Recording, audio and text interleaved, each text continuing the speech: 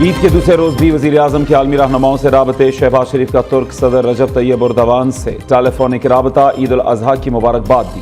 پاک بھارت کشیدگی کے دوران غیر متزلزل حمایت پر اظہار تشکر. غزہ کی صورتحال سمیت تازہ ترین علاقائی اور عالمی پیش رفت پر بھی تبادلہ خیال. دونوں رہنماؤں کا ملاقاتوں کے دوران کیے گئے اہم فیصلوں پر تیزی سے عمل درآمد پر اتفاق. شہباز شریف کا سلطنت عمان کے سلطان کو بھی ٹیلی فون.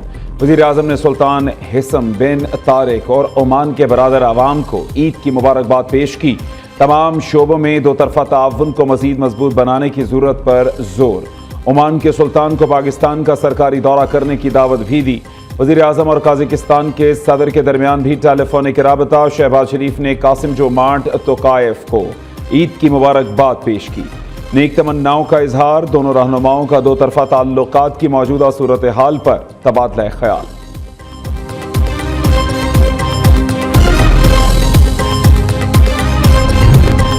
شہباز شریف کی سیاسی رہنماؤں سے بھی رابطے. فضل الرحمان، حافظ نعیم، آفتاب شیرپاؤ اور اویس نورانی کو فون کر کے عید کی مبارکباد دی.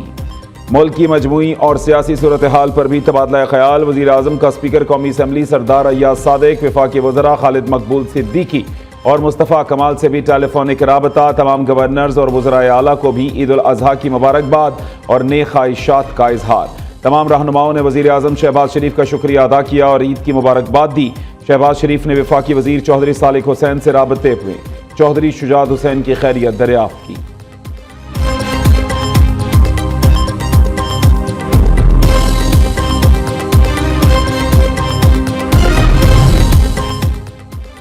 بحرین کے وزیر داخلہ لیفٹیننٹ جنرل راشد بن عبداللہ الخلیفہ کا وزیر داخلہ محسن نقوی کو ٹیلی فون. عید الاضحیٰ کی مبارکباد. پاکستانی عوام کے لیے نیک خواہشات کا اظہار. راشد بن عبداللہ الخلیفہ کی جلد دورہ پاکستان کی یقین دہانی. محسن نقوی کا بحرین سے تعلقات کو مزید مستحکم بنانے کے عزم کا اعادہ. بھارت سفارتی سطح پر تنہائی کا شکار. نریندر مودی آج سرنڈر مودی بن چکا. دنیا نے دیکھا کہ ہمارا بیانیہ سچ پر مبنی تھا. وفاقی وزیر اطلاعات عطا اللہ تارڑ کا کہنا ہے کہ وزیر اعظم اور فیلڈ مارشل کی قیادت میں عظیم کامیابی ملی. اللہ کا شکر ہے. پاک بھارت کشیدگی میں ہمیں سرخرو کیا.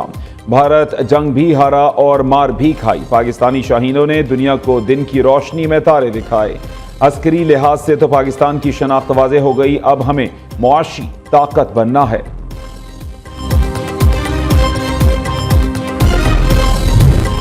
17,500 وفاقی بجٹ منگل کو پیش کیا جائے گا. بجٹ تجاویز کو حتمی شکل دے دی گئی. منظوری وفاقی کابینہ دے گی. نئے بجٹ میں سرکاری ملازمین کی تنخواہوں اور پینشن میں 5 سے 7.5% اضافے کی تجویز. تنخواہ دار طبقے کے لیے انکم ٹیکس کی شرح میں کمی پر کام جاری. گریڈ 1 تا 16 کے سول ملازمین کے لیے 30% ڈسپیرٹی الاؤنس کی تجویز بھی زیر غور. مسلح افواج کی تنخواہوں اور پینشن میں اضافہ کیا جائے گا. ترقیاتی پروگرام کے لیے 1,000 ارب روپے مختص کیے گئے ہیں. بجلی اور دیگر شعبوں کو سبسڈی کی رقم بھی 1,400 ارب روپے کے لگ بھگ رکھنے کی تجویز ہے.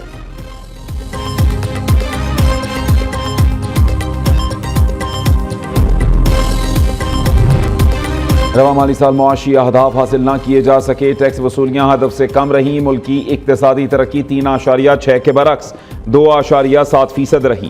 زرعی شعبے کی پیداوار 2% کے برعکس 0.6% رہی. کاٹن کی پیداوار میں 30.7%. مکئی 15.4%. گنا 3.08%. چاول 1.38% اور گندم کی پیداوار میں 8.91% کمی ہوئی.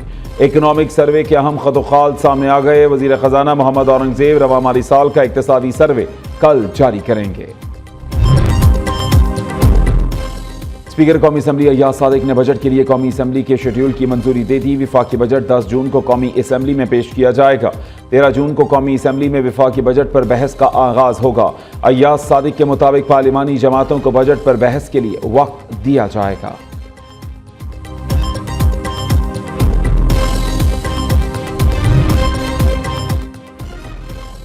بھارت کی سفارتی اور آبی دہشت گردی دنیا کے سامنے لانے کا مشن کامیابی سے جاری. پاکستان کا سفارتی وفد دورہ امریکہ کے بعد برطانیہ پہنچ گیا. بلاول بھٹو کہتے ہیں بھارت کی جانب سے پاکستان کا پانی بند کرنا ایٹمی جنگ کی بنیاد رکھنے کے مترادف ہے. امریکہ بھارت کو مذاکرات پر آمادہ کرے۔ سفارتی کمیٹی کے رکن خرم دستگیر نے عالمی برادری کو خبردار کر دیا کہ پانی کے تنازع پر بھارت کے ساتھ جنگ ہو سکتی ہے۔ سینیٹر شیری رحمان نے کہا کہ ہم امن اور کشمیر پر مذاکرات چاہتے ہیں۔ پاکستانی وفد برطانوی حکام سے ملاقاتیں کرے گا۔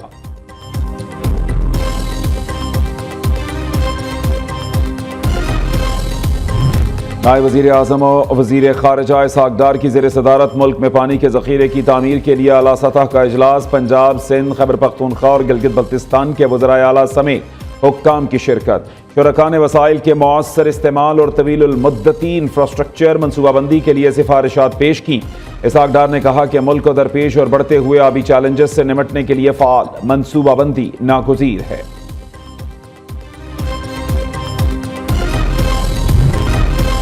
عید الاضحیٰ کے دوسرے روز شہریوں کی بڑی تعداد چھٹی انجوائے کرنے گھروں سے نکلی۔ کراچی میں شہریوں کی سی ویو پر موج مستیاں، گھڑ سواری اور لہروں سے اٹکھیلیاں کر کے لطف اندوز ہوئے۔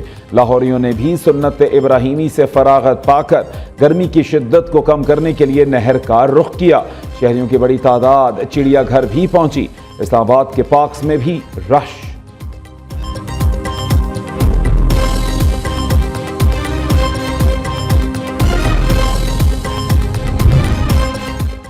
عید خوشیوں کا تہوار، ہر چہرہ مسکراتا اور ہر آنگن جگمگاتا ہے، لیکن کچھ چہرے ایسے بھی ہیں جہاں مسکراہٹوں کے پیچھے اداسی چھپی ہے۔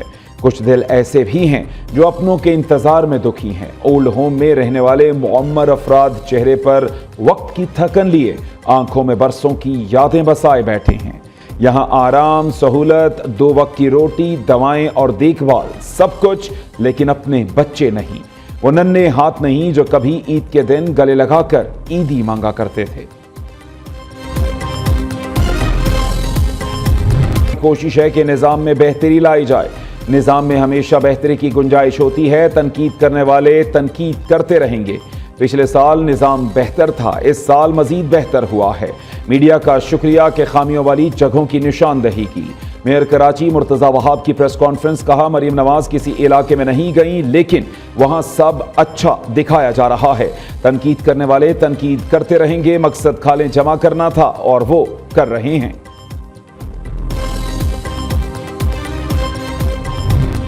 پنجاب کے لوگ مریم نواز کو دعائیں دے رہے ہیں۔ سندھ کی تعفن بھری فضاؤں پر لوگ آپ کو کوس رہے ہیں۔ وزیر اطلاعات پنجاب اسما بخاری کا میئر کراچی کے بیان پر رد عمل، کہا عید والے دن بھی آپ اپنی ناکامیاں چھپانے کے لیے فضول قسم کی تنقید کرنے سے باز نہیں آئے۔ اپنی ناقص کارکردگی کا غصہ ہم پر مت نکالیں۔ وزیر اعلیٰ پنجاب کا گراؤنڈ پر جانا اس لیے ضروری نہیں کیونکہ 1,40,000 لوگ انتظامیہ اور وزراء گراؤنڈ پر موجود ہیں۔ آپ صرف کراچی کو بھی صاف کرنے کی صلاحیت نہیں رکھتے۔ 16 سال سندھ حکومت اور اس کے بچے جمہوروں کا ایک ہی رونا ہے۔ سندھ حکومت کے پاس نہ بتانے کو کچھ ہے نہ دکھانے کو کچھ۔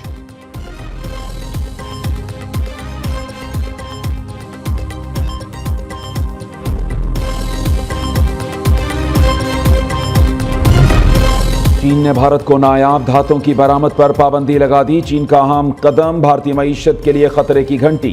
بھارتی آٹو انڈسٹری شدید بحران کا شکار۔ آٹو انڈسٹری میں چین پر انحصار نے بھارت کو بے بس کر دیا۔ بھارت کی الیکٹرک گاڑیوں کی تیاری متاثر، صنعت میں ہلچل۔ ای وی موٹرز کے لیے درکار نایاب مقناطیس کی سپلائی معطل۔ روایتی گاڑیوں کی پیداوار بھی پابندی سے متاثر۔ بھارتی کارخانوں کی بندش کے خدشے کے ساتھ ساتھ روزگار پر بھی منفی اثرات۔ بھارت میں گاڑیوں کی قیمتوں میں اضافہ بھی متوقع۔